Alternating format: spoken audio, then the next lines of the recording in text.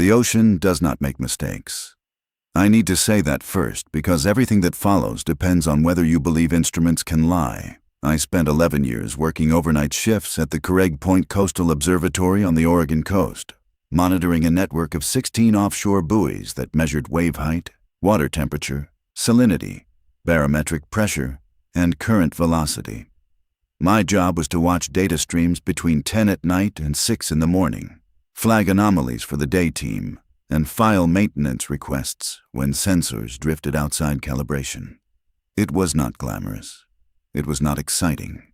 But the data was clean, and clean data was the only thing I ever trusted completely. I lived alone. I had lived alone for 6 years by the time this started, in a second-floor apartment 3 blocks from the harbor where I could hear the foghorn on thick nights and the clank of rigging from the fishing boats when the wind came from the west. I kept the apartment sparse: a desk, a bed, a bookshelf of technical manuals I had accumulated over the years. No photographs on the walls, no television. I listened to the marine weather forecast on a handheld radio each evening before my shift, and I found that ritual more comforting than most people would understand. Numbers, predictions, the world described in measurable terms. That was enough for me. The observatory sat on a cliff 60 meters above the waterline, a flat-roofed concrete building from the 1970s that had been retrofitted twice and still smelled faintly of the electrical fire that damaged the east wing in 2009. 4 workstations faced a wall of monitors in the main observation room. On overnight shifts, I was the only person in that building. The hum of servers, the glow of screens, the distant sound of the Pacific hitting the rocks below. I loved that room in the way you love a place that asks nothing of you except attention. Buoy H-7 sat 11 kilometers offshore, anchored above the continental shelf break, where the seafloor drops from 90 meters to over 400 in less than a kilometer of horizontal distance. It was one of our deep margin units, capturing upwelling events and thermal gradients along that steep bathymetric transition. Of the 16 buoys in our network, H-7 had the longest uninterrupted service record, 9 years without a major fault, 9 years of readings that matched seasonal models within 1/10 of a degree. I trusted that buoy the way a doctor trusts a longtime patient whose vitals never changed completely, without question. On the 14th of March, at 2:47 in the morning, H-7 reported a water temperature of 23.4 degrees Celsius at its 8-meter depth sensor. The ambient ocean temperature at that location, at that time of year, should have been 7.8 degrees, maybe 8.1 on a warm current night, not 23.4. That is bathwater. That is tropical shallows. That is 15 degrees above anything that should exist at that depth, at that latitude, in March. Sensor malfunctions produced noise, erratic spikes, flat lines, impossible negatives. They do not produce a single, stable, elevated reading that holds steady through multiple sampling cycles. The readout updated every 90 seconds. At 2:48, the value held at 23.4. At 2:50, it dropped to 23.1. Then 22.6. Then, at 2:53, it fell sharply back to 8.0 and stayed there. 6 minutes. The entire event lasted 6 minutes. And then H-7 returned to reporting exactly what it should have been reporting all along, as though the ocean had briefly become something else and then changed its mind. I logged it as a probable sensor fault and submitted a calibration request. That was the correct procedure. 11 years of overnight work had trained me to do exactly that. Flag, note, recommend, move on. But I also did something I had never done before. I exported H-7's full data stream for that 6-minute window to my personal workstation. Not because I suspected anything extraordinary, because the curve was too clean. A smooth rise to peak, a smooth decline to baseline. No noise, no jitter, no artifact pattern consistent with electronic malfunction. That curve looked like something warm had passed beneath the sensor and moved away, like a body generating heat by its presence and leaving cold in its wake. I drove home at 6, slept badly. Returned for my next shift and found the day team's response on my screen. Checked remote diagnostics. All sensors nominal. Probably a warm water pocket from subsurface volcanic activity. Geology has been notified. A sticky note from Patrice Okoye, the senior day technician. Neat handwriting. Case closed. There is no subsurface volcanic activity within 300 kilometers of Craig Point. I verified this during my dinner break. USGS seismic maps, NOAA thermal vent databases, geological surveys of the entire Oregon margin. The nearest hydrothermal system was the Juan de Fuca Ridge, over 200 kilometers offshore. Even if an undiscovered vent had opened directly beneath H-7, it would produce sustained elevation across multiple sensors, not a 6-minute pulse that appeared and vanished like a held breath. I set a custom alert. Anything above 10.0 degrees at H-7's 8-meter sensor would trigger an audible tone. Then I waited. 5 nights passed. 5 nights of clean data. 7.8, 7.9, 8.0. Normal. I began to doubt myself the way you doubt anything that happened at 3 in the morning without witnesses. Maybe Patrice was right. Maybe I lacked the expertise to recognize an exotic but natural thermodynamic event. Maybe I should move on. At 3:11 on the 5th night, the alert triggered. H-7 reported 19.7 degrees. The rise had been faster this time. It held at peak for only 40 seconds before declining. The entire event lasted 3 minutes and 20 seconds. I checked every adjacent sensor immediately. Buoys H-6 and H-8, 4 kilometers north and south, reported 7.9. Flat, undisturbed. Whatever produced the thermal pulse was contained within a radius smaller than 4 kilometers, appeared without warning, and vanished without dispersing heat into the surrounding water. That last detail is the one that first made me genuinely afraid. Heat disperses. It is fundamental thermodynamics. A point source in open ocean radiates outward through conduction and convection. There should have been residual warming at H-6 or H-8 within the hour. There was none. The heat had existed at H-7 and then simply ceased. Not dispersed, not cooled, withdrawn, as though something warm had been present and then had chosen not to be. I filed a full anomaly report marked urgent. Both events, both timestamps, both curves, the absence of corroborating data from neighbors. I requested a physical inspection of H-7. The inspection never happened. My report was downgraded to routine within 24 hours. Regional Coordination's response: under review, no immediate action required. 3 weeks passed. H-7 stayed quiet. I watched it every night with an attentiveness bordering on obsession, and it gave me nothing. The ocean behaved. The numbers were seasonal. But I could not stop thinking about that curve, the clean rise and fall, the biological shape of it. I could not stop hearing the silence of Patrice's explanation failing to match any known geology. And I could not stop noticing that my urgent report had been buried without explanation by people who had not asked me a single follow-up question. Inez Morrow had started at the observatory 4 months before the first H-7 event. She worked the afternoon shift 3 to 10, which meant we overlapped for an hour each night during her closeout and my startup. She was a physical oceanographer by training, 10 years younger than me, with a doctoral thesis on thermohaline circulation she mentioned exactly once.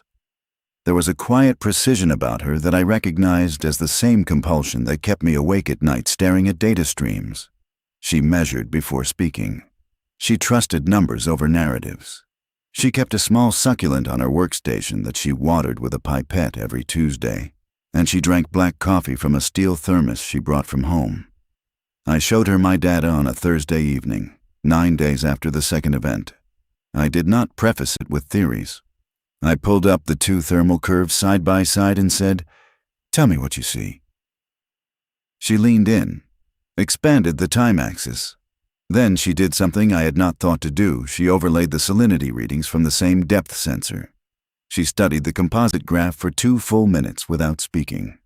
"The salinity drops first," she said. She was right. In both events, salinity at H-7's 8-meter sensor began declining approximately 90 seconds before the temperature rose. Subtle from 33.8 psu to 33.2 in the first event, 33.7 to 33.1 in the second. A freshening, as though salt water was being pushed aside, displaced by something less saline occupying physical volume before generating heat. That's not a vent, Inez said. Hydrothermal sources increase salinity by adding dissolved minerals. This is displacement. Something is moving through the water that carries its own thermal signature and pushes ambient water out of the way by sheer size. She said it flatly, as description, not hypothesis. But we both understood. Something large enough to measurably displace salinity at 8 meters depth. Something warm. Something that moved. I asked if she wanted to be formally involved. She said yes without hesitation, pulled her chair to my workstation, and said, "Show me everything." Over 2 weeks, we built a monitoring protocol far beyond my standard duties. Cascading alerts across H-7's full sensor array, automated exports to personal drives. And then, Inez suggested searching H-7's 9-year historical archive for prior events matching our thermal signature. We found 3. 11 months prior, 17.2 degrees for 4 minutes. Logged by David Purcell, the previous overnight technician, as sensor noise. 7 months prior, 20.1 degrees for 5 minutes. Sensor noise. 4 months prior, 21.8 degrees for 4 minutes 40 seconds. Possible thermocline disruption, monitoring. No monitoring conducted. All overnight. All at the 8-meter sensor. All showing Inez's salinity precursor. All dismissed by people who trusted their categories more than their instruments. The peak temperatures in sequence: 17.2, 20.1, 21.8, 23.4, 19.7. Not perfectly linear, but trending upward, and the intervals were compressing dramatically. 11 months, then 3, then 1, then 5 days. Whatever this was, it was happening more often and running hotter. Inez made the next logical suggestion. If the phenomenon moved through water, if it followed the continental shelf break, then other stations along the same bathymetric contour might have similar events in their archives. I resisted initially. Requesting interstation data meant filing through regional coordination, which meant explaining why, which meant contradicting our own day team's dismissal. I told Inez this. She looked at me and said, "The data doesn't care about your reputation." I filed the request on a Thursday. The datasets arrived Tuesday. 3 years of temperature archives from the Tillamook Array, 60 kilometers north, and the Brookings offshore network, 90 kilometers south, filtered to shelf break buoys. Inez found the pattern in 4 hours. She called me at home, waking me at 2 in the afternoon. Her voice was controlled but too fast, managing an emotion she had not fully processed. Tillamook T3, 7 events in 3 years. Brookings B11, 5 events, same signature, same overnight timing, same salinity precursor. All dismissed. She paused. But that's not why I'm calling. It's the sequence. She had arranged every known event from all 3 stations chronologically. 20 events across 3 years. And when mapped geographically, the progression was directional. Events at Tillamook preceded events at Carrig Point by days or weeks. Events at Carrig Point preceded events at Brookings by similar intervals. The movement was consistent. South, always south, along the shelf break, along the 400-meter contour where the continental slope descends toward the abyss. I drove to the observatory 3 hours early. Inez was already there, had been since noon, the cleaning staff told me. On her screen, a map of the Oregon coast with 3 station positions marked and the event sequence traced as arrows, all pointing south. "It's also rising," she said when I sat down. She had cross-referenced the depth at which each event registered. Early events from 2 and 3 years ago triggered sensors at 12 and 15 meters. Recent events consistently triggered at 8 meters or shallower. The thing was not just transiting south. It was ascending through the water column, coming closer to the surface. I sat with that information in the darkening observation room. The sunset filled the west windows with orange. The ocean was visible, flat, gray-blue, stretching to a horizon that suddenly felt less like a boundary and more like a lid, a surface concealing something I was not equipped to comprehend. Inez suggested the hydrophone archives next. Our observatory maintained an acoustic array near H-7 for cetacean monitoring, continuous recording, batch processed weekly by automated classification software. Whale calls got flagged. Everything else was filed as ambient and forgotten. We pulled the audio for every timestamp matching a confirmed H-7 thermal event. The first thing was the silence.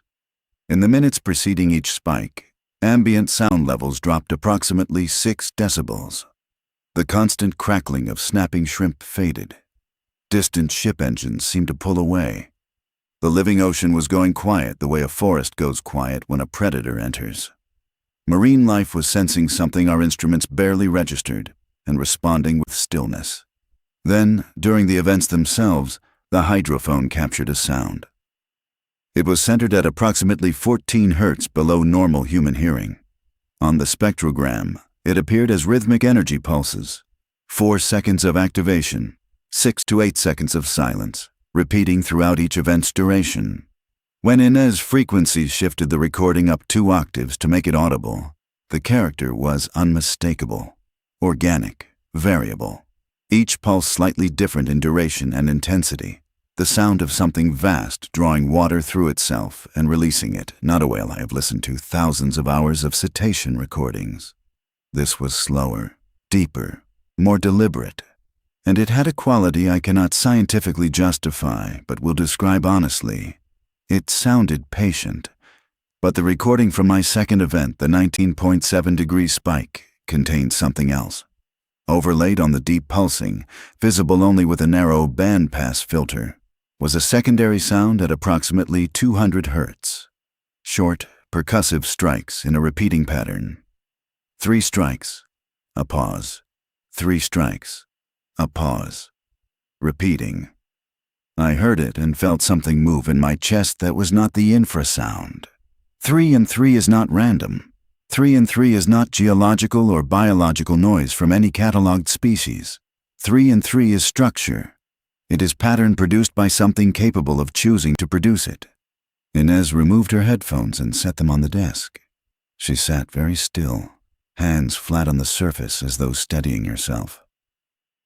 That's structured, she said. Something is producing a repeating percussive signal in groups of 3, synchronized with a 14 hertz respiratory rhythm, at a depth correlating with thermal displacement large enough to register on surface buoys. Yes. She looked at me. In the blue monitor light, her face was composed, but her eyes were not. I recognized what was behind them because I felt it too, the specific terror of a rational person encountering data that exceeds their framework. Not fear of danger, fear of inadequacy. The dread of realizing your tools for understanding have a boundary, and you have crossed it. It sounds like knocking, she said quietly, like something knocking from below. I did not respond. Knocking implies a surface to knock against. Knocking implies wanting to be heard on the other side. Knocking is what you do when you want something to open. I did not say any of that. Saying it would have made it real in a way that thinking it did not. Over the following month, the events accelerated. Twice a week, 3 times, then 5 events in 7 nights during one extraordinary stretch in mid-April. The thermal peaks held between 22 and 24 degrees. The knocking 3 and 3 appeared in almost every event. And Inez noticed something new. H-7's wave height data showed brief surface depressions during each event. Not waves, the opposite. The water directly above the buoy was being pulled downward by 3 to 5 centimeters, as though something below was rising toward the surface and displacing the ocean downward ahead of itself. I began sleeping badly. Not from nightmares, I simply could not sleep deeply. I would lie in my apartment listening to the foghorn and think about depth, about 1,800 meters of black water, about what exists in that darkness under pressures that would crush a human body flat. and about something choosing to leave that depth, choosing to rise through a column of absolute blackness toward the light. I ate less. I stopped listening to the marine forecast because the numbers no longer felt like a complete description. They described a surface, a skin, and everything I had measured for 11 years was measurement of a boundary, not of what moved beneath it. It was Inez who found the trench, not a new one, a known feature. The Carreg Trough, a narrow submarine canyon cutting perpendicular to the shelf approximately 14 kilometers south of our observatory. It descends from 400 meters at the shelf break to over 1,800 meters at its deepest surveyed point, connecting to the Cascadia Basin abyssal plain. She found it through historical records, a declassified 1987 Naval Acoustic Survey that documented an anomalous thermal column within the trough at 1,200 meters depth. The report recommended follow-up investigation. None was ever conducted. Inez spread the survey charts on the desk and traced the trough with her finger from its deep terminus up to where it opened onto the shelf break. That opening sat less than 3 kilometers from H-7's anchor position. "It comes from below," she said, "rises through the trough, exits onto the shelf, follows the contour south." Her hand trembled slightly on the chart. "If you project the depth trend forward at the current rate, it reaches the surface within 6 months. We did not report the trench connection. This was the first time in my career I had deliberately withheld data from an official record. We withheld it because the day team had demonstrated they were not interested in explanations, only in classifications that kept the world tidy. And Inez and I had run out of tidy classifications. 3 weeks later, I received an email from an unfamiliar .gov address. Not NOAA, not USGS. The email was brief, requesting a phone call regarding monitoring data associated with Buoy H-7, Carreg Point Observatory. Signed by Martin Cavell, Associate Director, Subsurface Anomaly Assessment, Pacific Division. I searched for that office online. Nothing. No website, no organizational chart, no mention anywhere. I called the next day from my apartment. Cavell answered on the second ring. His voice was measured, carefully friendly, the tone of someone in government who wants something without revealing how badly. He asked about H-7. He referenced specific timestamps, not the ones from my official reports, the ones from my personal workstation exports. Data that existed only on my machine and Inez's encrypted drive. Data that had never been uploaded to any shared system. I felt something cold settle in my chest. He was referencing material that should have been invisible to anyone outside our 2 personal computers. He asked whether I had shared observations with anyone outside the observatory. I said I had discussed them with a colleague. He asked for the name. I gave him Inez's, because lying to someone who already had access to my private files seemed both pointless and dangerous. He thanked me, said the data was of interest, said appropriate monitoring resources would be allocated, asked me to continue normal duties and file future anomalies through standard channels. Then he said something I have replayed in my mind every day since. "Mr. Aldrin, I appreciate your diligence. Most people notice the numbers and move on. It's rare to find someone who trusts their instruments enough to follow the data past the point of comfort. That trust is valuable. I'd ask you to maintain it, and to understand that not all observations need to be pursued to their conclusion to have served their purpose." He hung up. I sat motionless for an hour. The conversation had lasted less than 10 minutes, but the weight of it, the timestamps he should not have known. The careful non-answers. The phrasing about observations not needing conclusions pressed down on me like a physical force. I called Inez that evening. No answer. Called again the next morning. Nothing. I drove to the observatory early and found her at her workstation looking exhausted. She had received a similar call. Cavell had asked about the trench charts, the 1987 Naval Survey material she had accessed through a university archive on her home computer. "He knows what we found," she said. "He knew before we found it." Her voice was flat, not afraid, resigned in a way that frightened me more than fear would have. as though she had already calculated the implications and arrived at a conclusion she was not sharing. That night, I proposed something I knew was reckless. My friend Marcus, a marine biologist who contracted with the Observatory for cetacean surveys, owned a 30-foot research vessel with basic sonar and a deployable hydrophone. I wanted to go to H-7, not to watch data on a screen, to be on the water above it at night during an event, to lower a hydrophone and hear it live, to feel the ocean do something impossible while I was physically present. Inez said yes immediately. Marcus agreed when I told him it was unofficial research and I would cover fuel. We went on a Thursday night in late April, during the window I calculated was most likely for the next event based on recent frequency. The sea was calm, unnervingly calm, a low glassy swell with no wind chop, the kind of still ocean that feels like held breath. Marcus anchored us 200 meters from H-7's physical buoy, its red navigation light pulsing every 4 seconds in the darkness. I lowered the portable hydrophone to 10 meters and connected it to a recording laptop and powered speakers. For an hour, nothing unusual. Normal deep ocean soundscape, distant shipping, occasional dolphin clicks. Marcus made coffee in the cabin and told stories about whale surveys.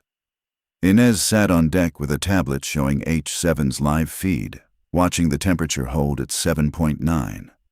At 2:17 in the morning, the sound through the speakers diminished, not cut faded, like a crowded room going quiet when someone enters.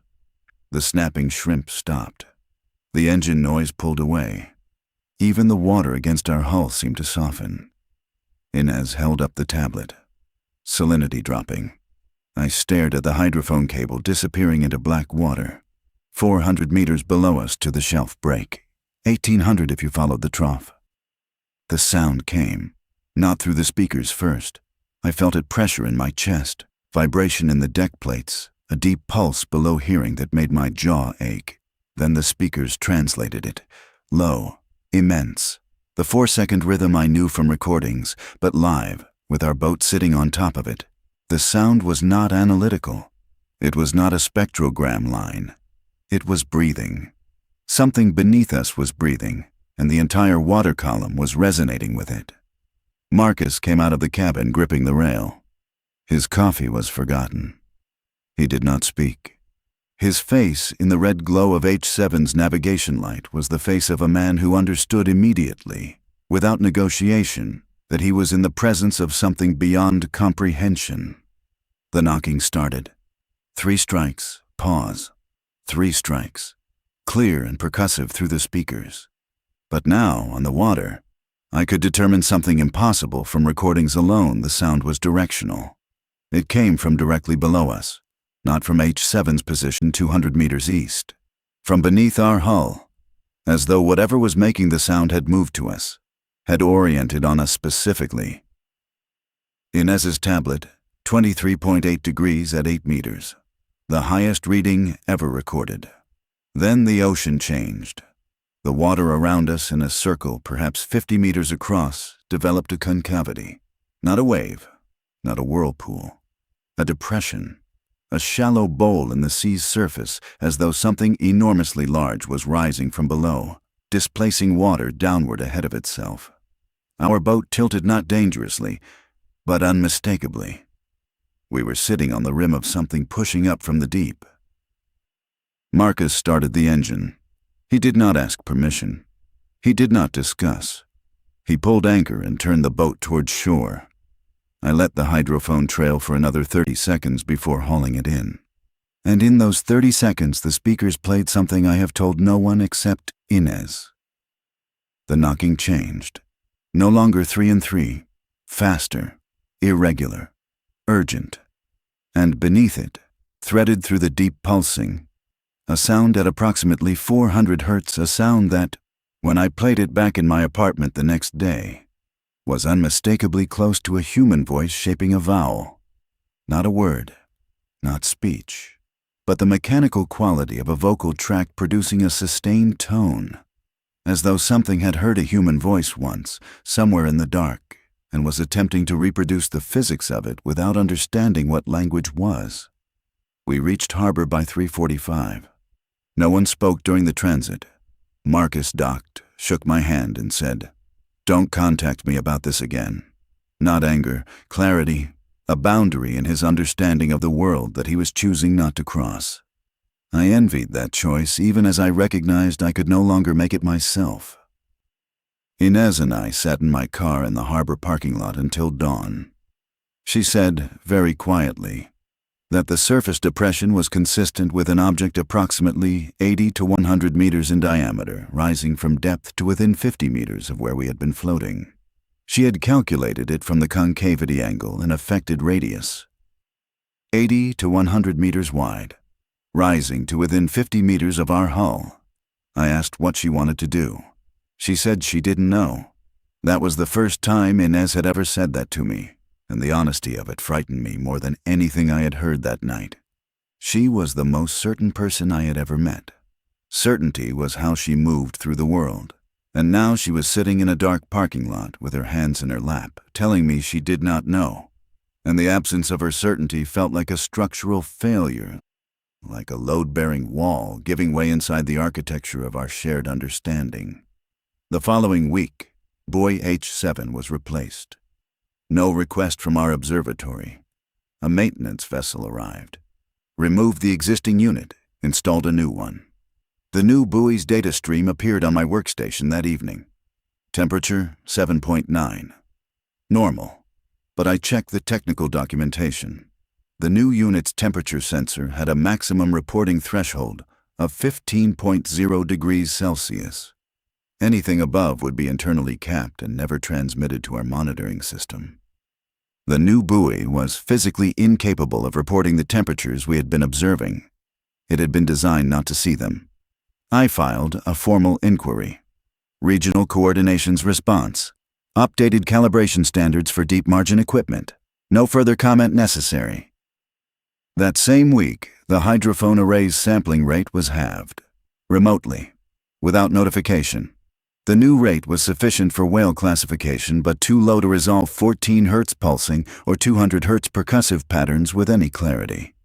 The week after, the underwater camera system near the shelf break had its frame rate reduced from 1 frame per second to 1 frame per 30 seconds. Its archive retention window was shortened from 90 days to 14. I documented each change on a personal drive kept at home. The pattern was unmistakable. This was not investigation. This was reduction. Someone was systematically lowering the resolution of every instrument capable of detecting the phenomenon. They were not trying to understand it. They were trying to make it invisible to anyone who might look. Inez's last shift was on a Tuesday in May. She did not tell me in advance. She left a resignation letter with the director and sent me one email. I've accepted a position at a private institution. I won't be reachable at current contacts. Thank you for everything. Be careful. I called. Disconnected. I emailed. No response. I drove to her apartment. Someone else was moving in. The landlord said she had broken her lease 2 weeks prior. No forwarding address. I searched for her. University alumni directories, professional associations, former colleagues. Nothing. Her published papers still existed in journal archives, but her author profile at her former university had been removed. She had been filed away, reduced, like a censor threshold being capped, like a frame rate being dropped, like an archive window being shortened until nothing remained to observe. I do not know if Inez left voluntarily. I do not know if what she found led her somewhere she chose to go or somewhere she was taken. I know only that she was the most precise person I have ever met, and that the last word she said to me in person was careful. I know that her succulent still sat on her workstation for 3 weeks after she left, and that no one watered it, and that I watered it myself until one day it was gone too. I continued at the observatory for 3 months. The new H-7 never reported above 8.5 degrees. The hydrophone captured nothing below 40 Hz. The camera showed empty sea floor in 30-second intervals. My workstation displayed a calm, predictable ocean that matched every model perfectly. But twice on very still nights in June and July, I walked onto the observation deck and looked toward H-7's position in the darkness. And twice I saw the navigation light dip. Not bob in a wave, dip. Tilt downward, as though the water beneath it had developed a concavity. As though something was directly below, very close to the surface, displacing the ocean upward around itself and down at its center. Both times it lasted less than 30 seconds. Both times my instruments reported nothing, because my instruments could no longer see. I resigned last month. I did not give a reason.